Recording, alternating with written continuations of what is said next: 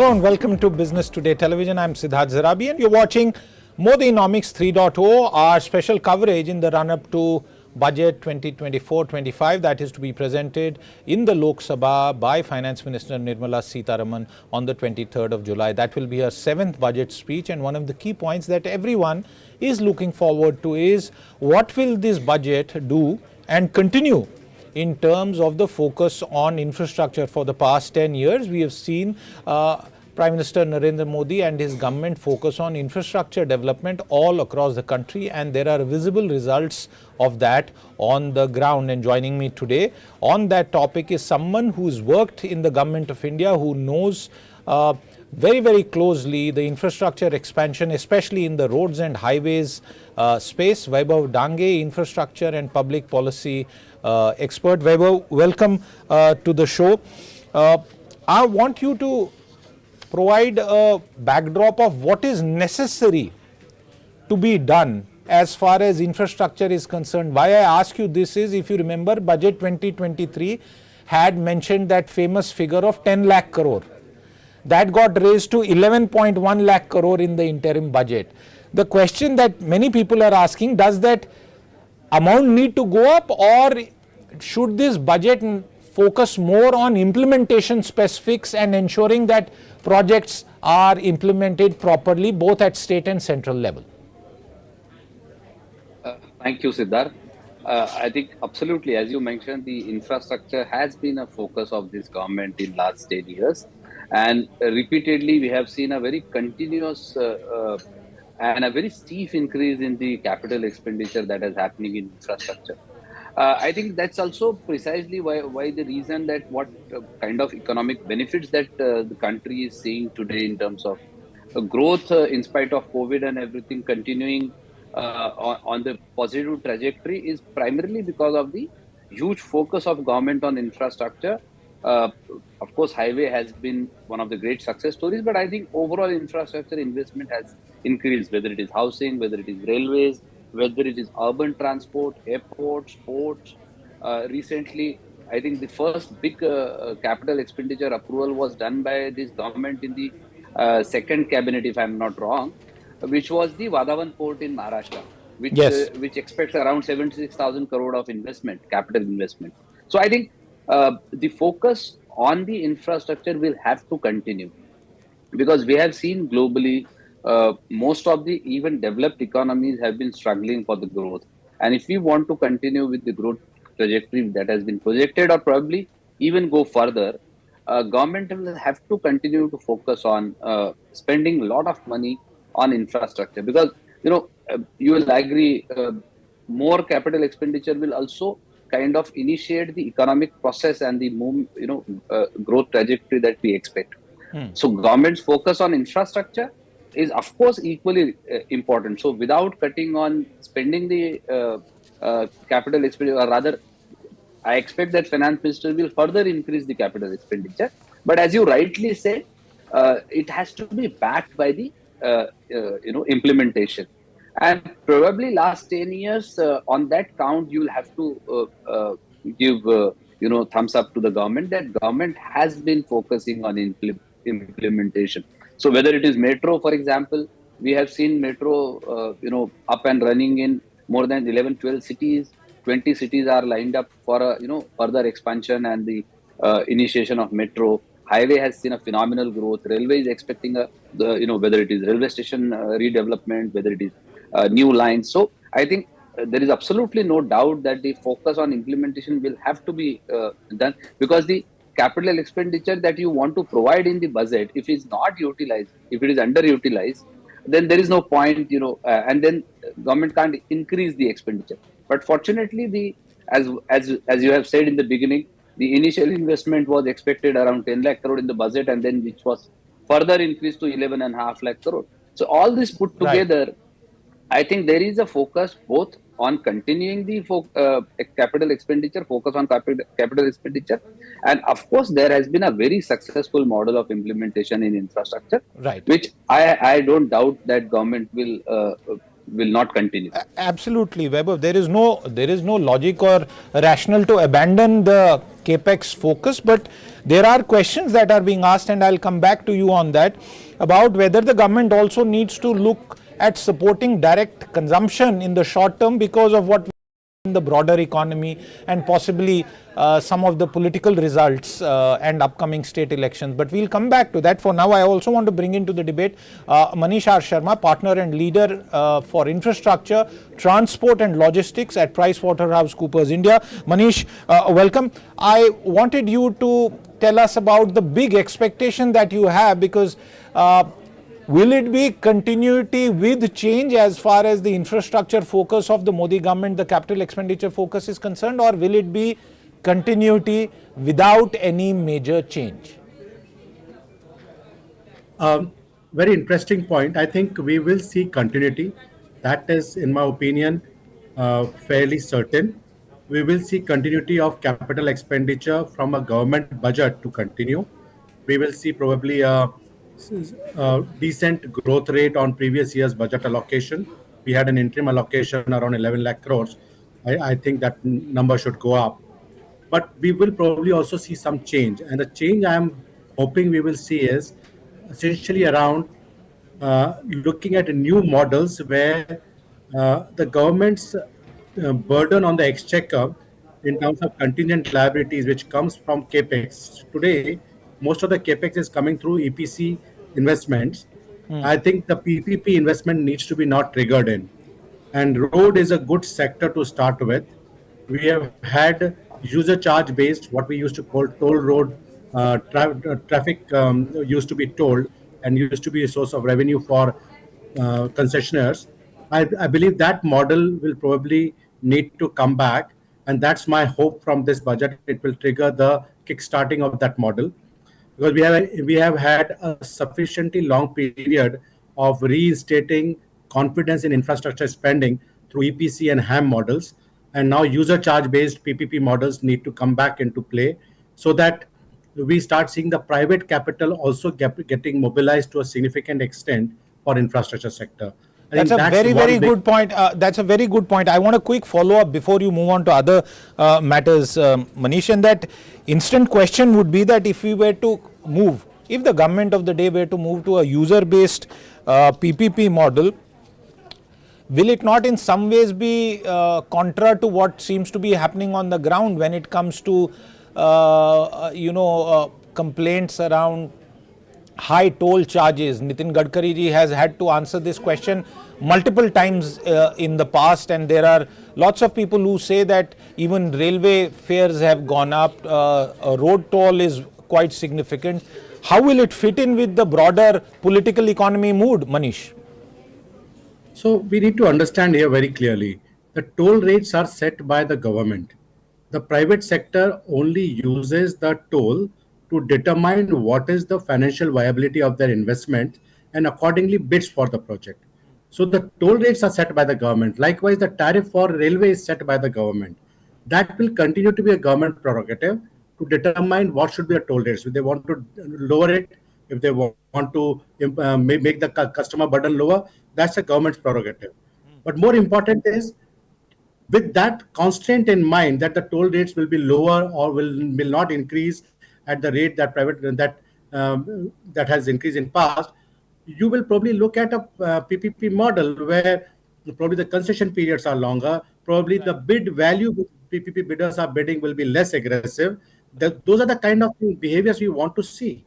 Okay. Vaibhav, please come in on that. Vaibhav, please come in on that, because Manish makes this very important point, and you've been there for 10 years directly involved in this. And the question I am asking you, is PPP ready to make a comeback? Because in the past we have seen it come and go twice over. And obviously the logical question is attached to it is, how long can the government continue to shoulder the capital expenditure burden of building roads and highways and ports and all of that? In the road sector, do you think there is a possibility, or is PPP dead in the water even before we speak about it? No, absolutely. I think very fair point made by Manish. PPP is going to stay, and it will have to continue into infrastructure. And what better than road sector to initiate, because to largely the PPP projects, if they are successful largely in India, they have been into the road sector. So I think there is a precedence where PPP, and particularly conventionally called the BOT, has been very successful model in this country. Last 10 years, government chose to focus on EPC and HAM was more of a compulsion than of a choice, I think, because Indian banking sector was going under stress. The concessionaires were having a lot of stress on their equity, infusion capacities. So I think HAM or EPC was more to build that capacity within the country. And I think, as Manish said, I'm completely in sync with what he's saying. It is the time now for government to experiment on BOT projects, and I think uh, I expect that this year we may say few thousand kilometers of highway coming under BOT or PPP model, as conventionally we call. But we also need to look at the models which highway has adopted. For example, though government has focused on EPC and HAM, but government has come up with the different financial models to raise the money and let markets and large funds participate into the highway growth sector. So there has been a PPP in a different sense, if not BOT. So I think that is something which we need to also look at, because every time looking at our local needs, we may not go to the conventional BOT models, or may not be always successful. But for example, TOT, or monetization as they call, has been a very successful in highway sector in last 2 years. In which have been very successful, where there is a huge participation from the large global funds. So I think those kind of mix and match models will have to be worked out. But of course, PPP has to work. Government cannot continue to spend large amount of money only on infrastructure. Political compulsions, social compulsions, all will obviously prioritize government's thinking, and therefore making those successful is required, and that will also mature Indian economy, Indian banking system, Indian Vaibhav, in your experience, do you think a signal of a reset or a reprioritization is likely in the budget? I will not look at it from the reset button. I would just look at it as the addition to what has been happening. So it's gradual evaluation to that, because you can't expect a reset kind of a thing. Government will have to continue. See, for example, in 2014, the initial 2-3 years, we saw a lot of EPC development. Then government gradually moved to HAM, and now is a time to probably go a step further and try to look at BOT, as conventionally we call. So I think it's less of a reset; it's more of a gradual growth or gradual evolution of different models as the sector is maturing, as the sector has come out of the stress.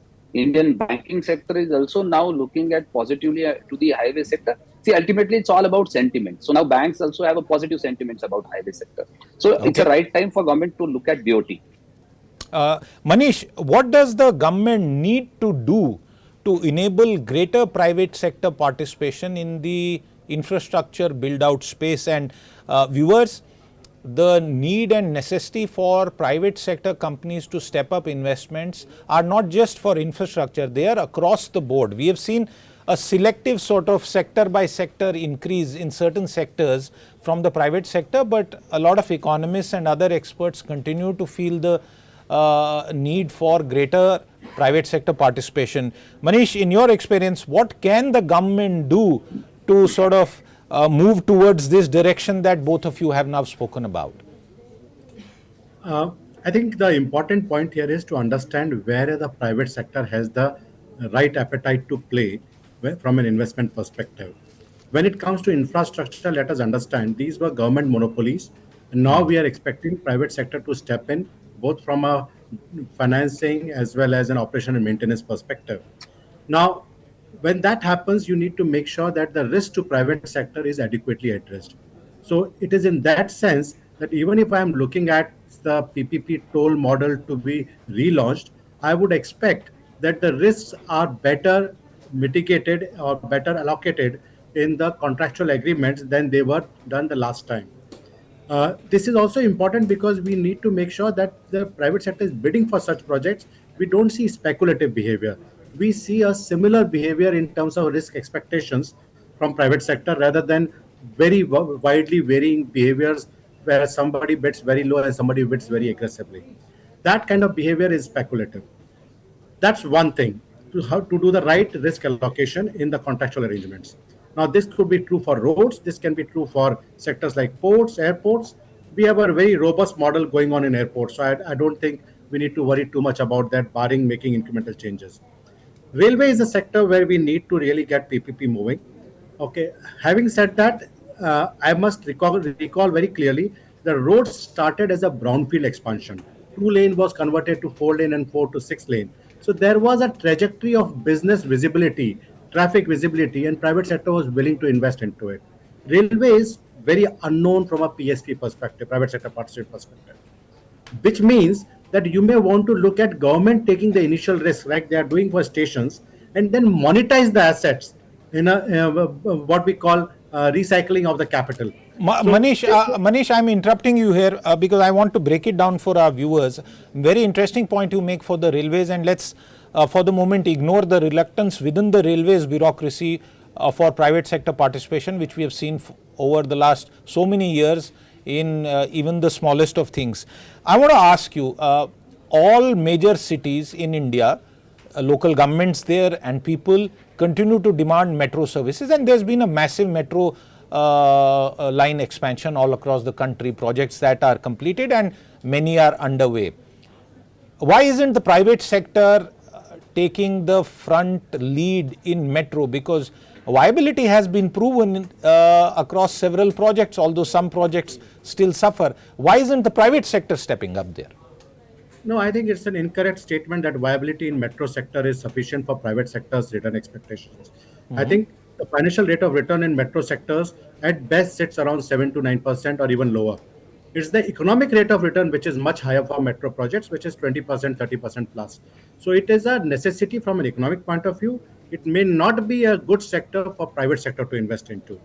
You end up then bundling metro sector with other sectoral risks. For example, you start putting real estate as a bundle along with metro, and then the entire risk nature of the project changes from being an urban transport project to a real estate project, which is not what the financiers or the investors are looking at. Metro is clearly not, in my opinion, the case where private sector should be invited in. There are other sectors where there is a clear financial return, which is way above the hurdle rate. If you are saying the cost of borrowing anywhere between 11 to 12%, the return expectations could be, project return could be close to 14%. Those are the sectors we should look at, not metro. Okay. But those sectors are underexplored. We have water as a sector. We have ports as a sector. There are enough opportunities for us to drive private sector investment into these spaces. At the same time, it's interesting you mentioned ports because India's largest port operator is a private sector company. Vaibhav, you came from the private sector into government and now are back in some ways as in the private sector. I want to ask you, is the private sector in India just playing too safe? Are they only concerned with creamy sectors and higher margins and they don't want to dirty their hands, especially because of what happened previously? You know, a lot of good companies, good promoters got burnt very badly because they miscalculated. They miscalculated the business environment, they miscalculated the interest rate environment, and they miscalculated the political risk also. Vaibhav, and you are fully aware of that. Is the private sector in India playing too safe? Siddharth, to respond to that, I would say both in terms of private sector and government, both are playing a bit more safe. As Manish said, for example, our concession agreements have been completely one-sided. 10 years back, our concession agreement hardly had any scope for any banks to come and talk about their problem. And bank has been integral part of the entire PPP model, where concessionaire, government, and bank is the biggest stakeholder in the whole process. And there are different issues. For example, our concessionaires' capability or their equity pockets were not as deep as infrastructure sector requires.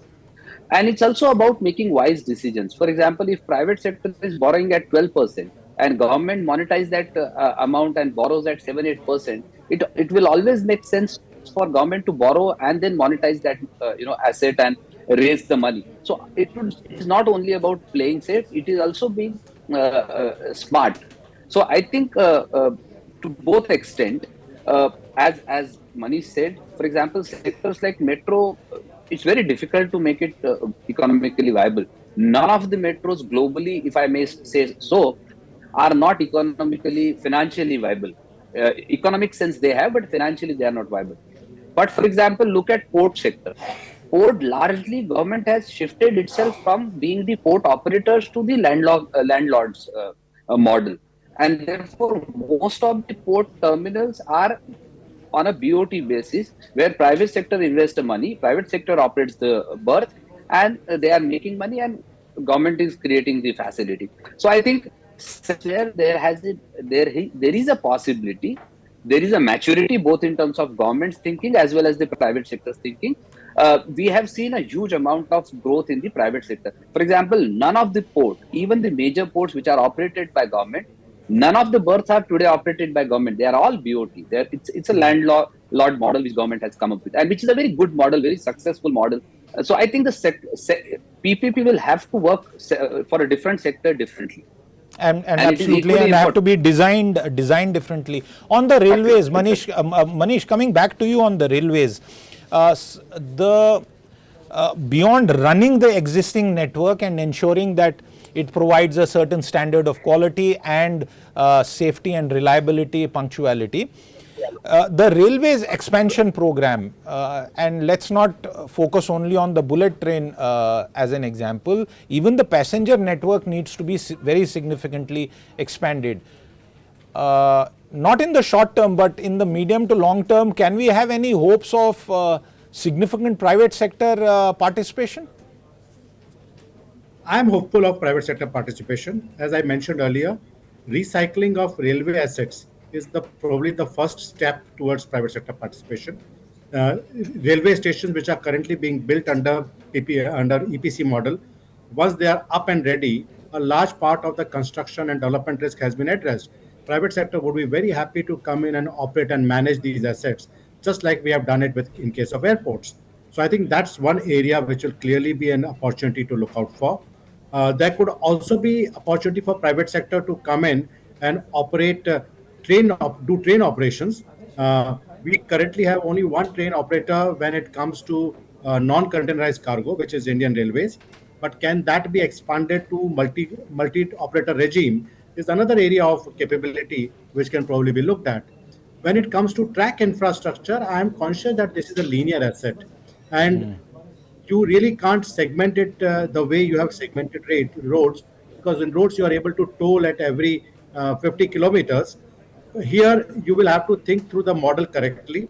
It will take some time and effort. Railways have around 5 models of PPP for track development. They are looking decently good. I think the task now is to implement those models or maybe some improved models in the track infrastructure space. Irrespective of that, I expect that the railway capex cycle will continue for many years to come, because we were a saturated system, and that saturated system now needs to be debottlenecked to a significant extent. Capacity needs to be enhanced. So, irrespective of that, I think the capex cycle will continue, whether the private sector money comes in or not. Okay. Vaibhav, one final point on the show, and this is to do with 10 years of Modinomics and sort of various approaches that have been used for overall economic development. Beyond the infrastructure and capital expenditure play, is there anything that you feel the government should consider and start working towards, because it has 5 years to implement it in its current term, that would actually enhance overall economic growth? I think two things, Siddharth, I would like to say. We have been talking about infrastructure and particularly PPP. We have been discussing, all of us, in last half an hour. I think for PPP to be successful, we need our banking sector to be more matured and more efficient and more smarter. So I think their government needs to focus. Of course, government will have to work it through RBI, but I think that is something that we need to focus at to make our infrastructure PPP model successful. The maturity of our banking sector, the capacity of our banking sector to take risk has to increase. And The that RBI seems to be going in the other direction, Vaibhav. I completely agree, but you ask me my wish list, that's my wish list. And second, government will have to, of course, look at how do government tries to give more spending capacity to the middle class and the consumer to large extent, to in at least short term. So that I think these are two things which I would expect that government should focus for next 5 years on this. One more point, if I may allow to say on railway, I think to begin with, I think one big good thing that has happened that probably in last 5 years, at least railway bogie manufacturing the private sector has started coming into. I think let's look at it as one positive state towards private sector participating in railway. Till now, we have only government wagon factories making wagons. So that's one. Two, government can initially, if not complete PPP, look at HAM as the initial model in railway. Let's begin somewhere. Begin with HAM, even for the rail tracking, begin with HAM, and then track infrastructure, and then look at further maturing the PPP sector in the railways. These are two suggestions I have for the railways. One quick final comment from you, Manish, especially with that RBI draft sort of proposal doing the rounds. Is that going to be a significant concern, or will it be absorbed if it were to come true? Well, it will be an area of concern. It is supposed to raise the interest burden on PP on infrastructure projects. There will be an area of concern, but I'll look beyond that area of concern to just add on to your previous question. What would be my wish list? I think as government initially started with energy, then transport, I would want that the urban infrastructure segment sees some level of PPP play, because that's an area which is clearly in need of significant investment.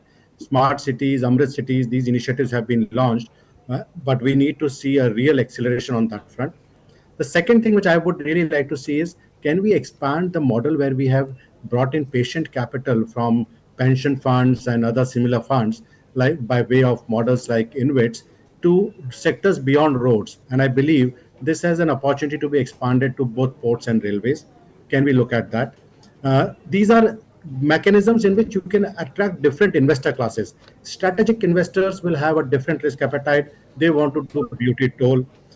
Patient investors will want to have a very low risk appetite. They'll want to do an InvIT or a TOT kind of a model. We need to put in all these models, but learn from highway sector and expand that play into sectors beyond highways like ports and railway and urban infrastructure. That's the way I would like to really set my aspirations. Absolutely. And viewers, come the 23rd of July, one of the showpieces of Finance Minister Nirmala Sitharaman's 7th budget is definitely going to be infrastructure. The interim budget has given us lots of points, and obviously the final budget in every 5 years during election time is in some ways providing a finality to the numbers that have already been laid in the interim budget. So our experts on the show today have made it clear, no drastic changes expected, continuity expected, and obviously capital expenditure in infrastructure development will continue to remain one of Modinomics' key pillars. I'll discuss other pillars on other shows right up till the budget a few days before that. For now, I'm going to thank Vaibhav Dange and Manish Sharma for their time with us today. We'll wrap up this episode of Modinomics 3.0. We'll be back with more. Until then, goodbye.